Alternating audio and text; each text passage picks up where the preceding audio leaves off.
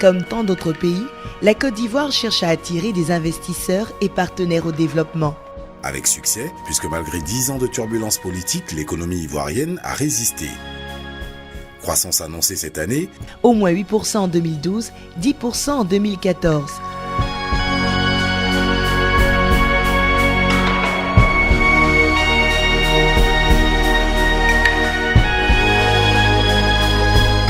Le président de la République a une vision pour la Côte d'Ivoire. Il veut en faire un pays émergent à l'horizon 2020.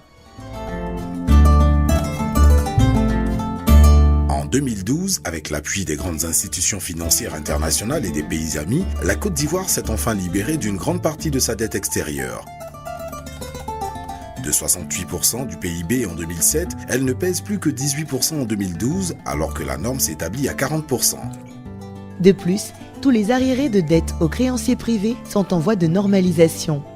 Aujourd'hui, forte de 23 millions d'habitants, la population s'accroît au rythme de 2,9% par an. Sa consommation augmente, son niveau d'exigence s'accélère.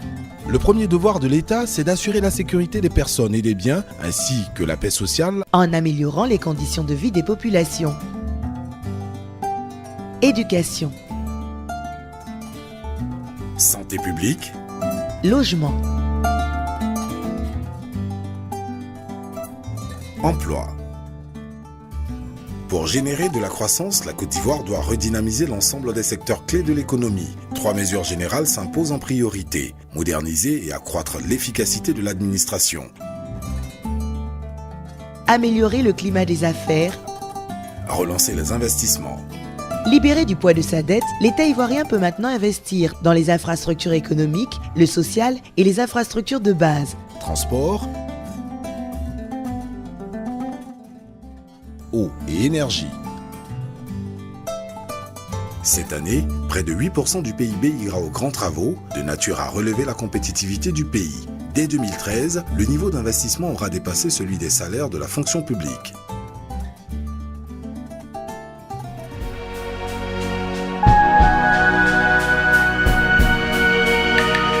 Dans ce pays, le secteur privé est reconnu comme moteur de la croissance. Il est organisé et il sait se faire entendre. L'environnement des affaires a beaucoup évolué en sa faveur ces derniers temps. Déjà, le cadre législatif a été revisé pour des investissements et pour des télécoms. De nouveaux codes sont en cours d'approbation pour l'électricité, les mines et les hydrocarbures. D'autre part, la guerre est déclarée contre le racket et tout ce qu'on appelle les faux frais. 500 douaniers suivent des formations pour traquer la fraude et les contrefaçons. Des sanctions exemplaires sont appliquées, des tribunaux de commerce sont mis en place. La transparence et l'indépendance du système judiciaire doivent encore progresser. Une réforme profonde est en cours. Le CPC, Centre de promotion des investissements, a réduit le délai de création d'entreprises à quelques jours, avec pour objectif 48 heures maximum. 56 entreprises ont été agréées à l'investissement entre janvier et juin 2012. Elles pourront s'implanter à Abidjan et à l'intérieur du pays sur plusieurs nouvelles zones industrielles. 130 milliards d'investissements et 1700 emplois doivent en découler. Les défis inéluctables de la mondialisation imposent au cadre ivoirien de viser l'excellence. Avec la réouverture des universités et instituts techniques, les formations de haut niveau reprennent. La sous-région ouest-africaine offre aux entreprises ivoiriennes un débouché naturel sur 300 millions de consommateurs. À l'international, les exportations sont favorisées, notamment par l'appartenance de la Côte d'Ivoire à l'AGOA. Au-delà de ces atouts, le libéralisme économique, une fiscalité intelligente et la libre circulation des personnes et des biens restent des principes de base. Ce pays est l'un des plus fertiles du continent africain. C'est dans l'agriculture et l'agro-industrie que les économistes relèvent les plus gros potentiels de croissance. Qu'il s'agisse de vivriers, comme le riz, ou de produits à exporter, ou mieux à transformer localement, tels le café, le cacao, le palmier à huile, l'EVA, l'anacarde et les fruits tropicaux. Premier producteur mondial de cacao, la Côte d'Ivoire a réalisé une réforme profonde de la filière, qui garantit à ses millions de planteurs un bon niveau de rémunération. Motivés, ils pratiqueront une cacaoculture durable et s'attacheront à relever la qualité des fèves. Du nord au sud, des milliers d'hectares de terre restent à mettre en valeur, dans le respect des hommes et de la nature. Et l'État pourrait investir dans le secteur rural jusqu'à 10% du budget national. Actuellement, de 1424 MW, la puissance de production installée passera à 2500 MW d'ici 2015, avec notamment le triplement de la puissance des principales centrales thermiques et la construction d'un 7e barrage hydroélectrique. En matière de pétrole, les 4 plateformes implantées au large de nos côtes produisent 30 000 barils par jour. En moins d'un an, sur 8 nouveaux puits forés, 2 ont découvert des indices prometteurs. La Côte d'Ivoire procède à une réforme structurelle de ce secteur en vue d'adhérer à l'initiative internationale pour la transparence des industries extractives. Toujours dans le domaine des hydrocarbures, nous produisons 170 millions de pieds cubes de gaz par jour. 12 nouveaux contrats d'exploration ont été signés et des campagnes de relevés sismiques se poursuivent en mer. Demain, la Côte d'Ivoire redeviendra un pôle de distribution d'énergie sur la sous-région. Encore méconnu, le potentiel minier est important. Fer, manganèse, nickel, bauxite, cuivre.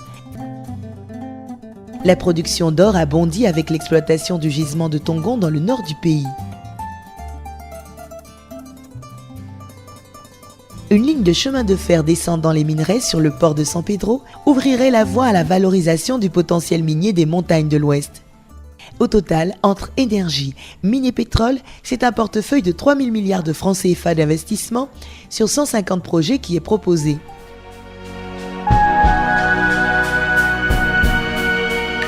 La stratégie de relance passe aussi par une diversification des sources de profit.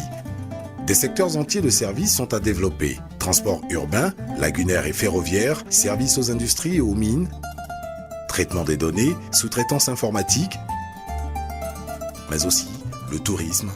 Les industries culturelles et l'artisanat. Le rôle des PME sera décisif. Les géants de la grande distribution s'implantent à Abidjan, avec l'ouverture programmée de plusieurs centres commerciaux, parmi les plus vastes d'Afrique. Dans les articles de luxe, la restauration, l'électronique, les marques internationales ouvrent des franchises. Les compagnies aériennes reviennent. Les chantiers se multiplient.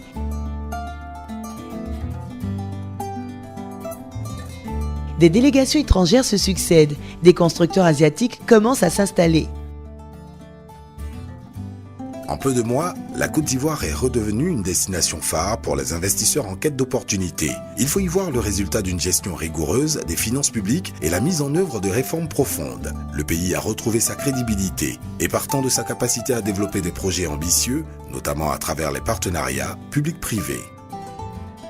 Déjà, 11 projets sont prêts pour un démarrage à court terme.